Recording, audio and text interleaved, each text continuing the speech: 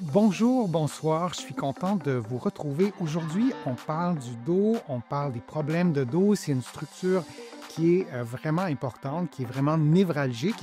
Vous savez, les conseils, les exercices, les informations que je vous donne aujourd'hui ne remplacent pas les conseils et les exercices d'un professionnel de la santé. Je vous invite d'ailleurs à en consulter un pour évaluer, pour savoir quelle est la source de votre problème. Vous allez trouver beaucoup d'informations, beaucoup d'exercices aussi que je vais vous donner aujourd'hui dans mes livres, notamment 99 façons de soulager les douleurs au dos et au cou, et aussi mon plus récent livre, Plus jamais malade. Un exercice pour la stabilité du dos, c'est une question qui m'est souvent posée. On a besoin d'exercices pour stabiliser le dos parce qu'on a une douleur au dos, parce qu'on a une fragilité quand on fait certaines activités. On manque d'endurance dans certaines activités sportives et on sent que notre dos est fragile. On a besoin de stabilisateurs. Donc, je vais vous présenter un exercice et je vais vous présenter en fait plusieurs exercices pour améliorer la stabilité du dos. Donc, les muscles stabilisateurs, ce sont des alliés essentiels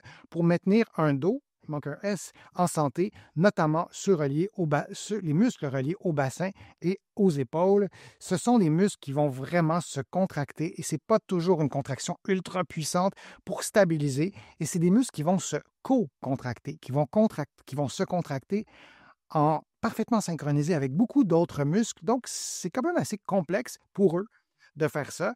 On a entre autres les abdominaux profonds, on a les obliques, internes, externes et le transverse. Pour simplifier, là, vous voyez les fibres qui sont obliques dans deux directions opposées. Et on a aussi les fibres horizontales du transverse. Ce sont des muscles stabilisateurs. Il ne faut pas oublier, dans les muscles stabilisateurs, on n'en parle pas souvent, les muscles des épaules, de la ceinture scapulaire. Lorsqu'on veut stabiliser le dos, on a besoin aussi de stabiliser l'omoplate, de stabiliser l'épaule. Parfois, on fait des activités avec les mains, des sports avec les mains. Cette région-là doit, le haut du corps, à la ceinture scapulaire, les omoplates, doivent être stables. Donc, on doit aussi faire des exercices avec ces muscles-là. Les petits muscles, les grands muscles du dos, qui sont parfois très, très localisés à quelques articulations vertébrales, et il y en a des beaucoup plus longs, vous les voyez, ce sont aussi des muscles stabilisateurs. Et on a aussi des muscles du bassin, des hanches. J'ai mis les fessiers, j'ai mis des petits muscles aussi. Je voulais vous mettre une illustration pour qu'on visualise que les stabilisateurs, ce n'est pas juste les abdominaux et les muscles du dos, c'est aussi lié à la respiration. Donc, ce sont des équipes musculaires qui travaillent en coordination et on a besoin souvent de les réveiller quand on a des habitudes de vie très sédentaires. Si on travaille devant un ordinateur, si on est assis le soir, il y a les repas, il y a les heures où qu'on passe au lit, ça fait pas mal d'heures où on n'utilise pas nos stabilisateurs. Donc oui, ça peut être intéressant de les stabiliser avec des exercices et je vous en montre quelques-uns. Alors, je vous montre cet exercice-là qui est une reconstitution. Je n'ai pas réussi à le filmer pour qu'on le voit bien. Donc, on le voit en noir et blanc comme ça. Donc, on se place en position comme vous voyez, un peu comme la position de la planche d'une certaine façon, et on fait des déplacements sur le côté. Vous adaptez l'exercice à vos capacités physiques. Vous pouvez bouger beaucoup moins vite. Vous pouvez bouger en levant le bras et le pied, c'est très difficile. Vous pouvez vous déplacer en levant seulement le bras, un pied. Vous pouvez le faire aussi en appui sur les genoux. Euh, il y a une façon aussi d'adapter, là encore, les exercices. Alors, vous le faites pendant 1 minute, vous répétez 3 fois. Les erreurs à éviter en faisant cet exercice-là, vous allez trop cambrer le dos. Si vous placez votre main dans le creux de votre dos, ben, vous ne voulez pas que ce creux-là soit amplifié lorsque vous allez faire l'exercice. Donc, quand vous le faites, vous vous assurez que ce creux-là soit le vôtre, ne soit pas exagéré. L'autre erreur à faire aussi pendant que vous faites l'exercice, c'est de bloquer votre respiration. On a souvent tendance à le faire et lorsque vous bloquez votre respiration, vous n'allez pas stimuler les stabilisateurs, vous allez probablement contracter de façon indifférenciée et ce n'est pas ce qu'on souhaite. Et l'autre erreur que vous pouvez faire aussi en faisant l'exercice, c'est de ne pas adapter l'exercice à vos capacités physiques. Peut-être que l'exercice est trop difficile pour vous, alors vous ne le faites pas.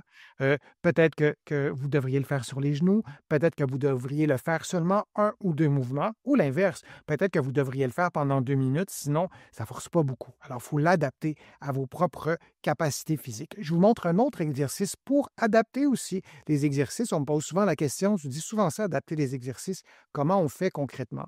Donc, l'exercice que je vous montre, vous pourriez le faire au sol, mais de faire des pompes comme ça peut être une façon de travailler les stabilisateurs. En faisant cet exercice-là, comme en faisant l'exercice précédent, vous placez, avant de faire l'exercice, vous placez votre main sur votre nombril, sur votre ventre, et vous rentrez le nombril, vous contractez le muscle transverse. Vous pourriez vous mettre à quatre pattes et rentrer votre ventre. Vous allez sentir une contraction musculaire. En étant à quatre pattes, la gravité va vous aider à mieux sentir les choses. Donc, cette contraction des stabilisateurs, vous la faites pendant aussi l'exercice que je vous présente et l'exercice que je vous ai présenté juste avant. Donc, vous faites des pompes adossées, plutôt appuyées sur le mur. Vous placez vos talons, vos pieds, comme vous le souhaitez, plus ou moins près du mur. Et là, j'ai ajouté un niveau de difficulté. Je le fais sur le bout des doigts. Ça peut être une façon aussi d'augmenter le niveau de difficulté. Je vous montre un autre exercice qui se fait aussi appuyé au mur. Vous pourriez le faire au sol, on va voir dans quelques instants, et vous marchez sur place. Ça peut sembler simple, mais même chose, vous contractez vos muscles stabilisateurs avant et vous faites ce mouvement-là. Vous pouvez le faire un peu plus vite. Vous allez voir, ça travaille, ça force. Ce n'est pas si simple que ça, mais en étant appuyé sur le mur, ça sera peut-être plus facile que de faire l'exercice appuyé en étant au sol, en étant allongé ou en étant en appui sur les bras. Je vous montre un autre exercice aussi qui est en fait presque le même. Donc, vous allez marcher sur place et plutôt que d'être en appui sur les coudes, on appuie sur les mains et donc les coudes tendus. C'est beaucoup plus difficile et il y a un travail aussi au niveau cardiovasculaire. Ça peut être intéressant de le faire aussi comme ça. Donc, il y a plusieurs exercices que vous allez trouver sur ma chaîne pour stimuler les stabilisateurs du dos. Je vous en ai montré 4. Je pense que je ne vous ai pas montré celui-là. En fait, laissez-moi juste revenir. Et c'est important de les stimuler, ces muscles-là. Un d'ailleurs qui était important, j'allais le louper. Je vous le montre comme ça. Donc, cet exercice-là, on ne le fait pas souvent. Parfois, on pense que c'est trop difficile. Je vous disais que les stabilisateurs, c'est aussi les muscles des épaules, de la ceinture scapulaire. Essayez-le à la maison. Ce n'est pas si difficile que ça. Il faut contracter les muscles transverses profonds.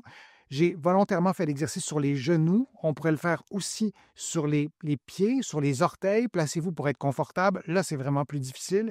Mais dans la version que vous voyez en ce moment, je pense que c'est accessible à pas mal de monde. Vous pourriez le faire en appui sur le mur au début, en angle, comme je vous ai montré tout à l'heure, ou le faire comme ça au sol. C'est un exercice qui est important. Les stabilisateurs, ce n'est pas juste le transverse ou les muscles profonds de l'abdomen. Alors, je vous disais, la stabilisation du dos, c'est important. Il y a beaucoup, beaucoup d'exercices qu'on peut faire. Je vous ai montré quelques-uns de ces exercices-là, certains que je ne vous avais jamais présentés sur ma chaîne. Alors, vous allez pouvoir peut-être améliorer votre stabilité du dos et ça peut être utile pour plein de raisons, améliorer vos performances physiques, vos performances sportives, mais aussi parfois soulager, prévenir une douleur au dos. Je vous remercie d'avoir participé à ces contenus. Je vous remercie de vos commentaires sur les réseaux sociaux. Je vous remercie aussi de contribuer à mes plateformes. Sans vos contributions, ma chaîne YouTube ne pourrait pas être là, je pense. Je vous ai déjà proposé des centaines de vidéos et c'est beaucoup grâce à vos contributions. Et si vous avez contribué, je vous remercie vraiment très sincèrement. J'apprécie. Vous pouvez le faire directement sur YouTube avec le petit cœur qui est, je crois, dans la plupart des pays. Sinon, vous allez sur mon site web, le www.denisfortier.ca.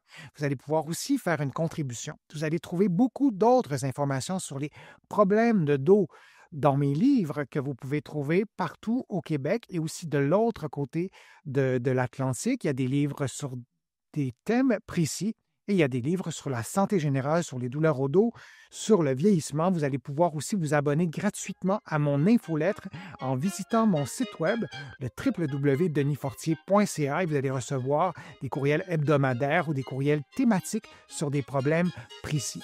Encore une fois, merci pour votre présence, merci pour votre fidélité et je vous dis à une prochaine fois, à une prochaine vidéo, à un prochain direct. À bientôt.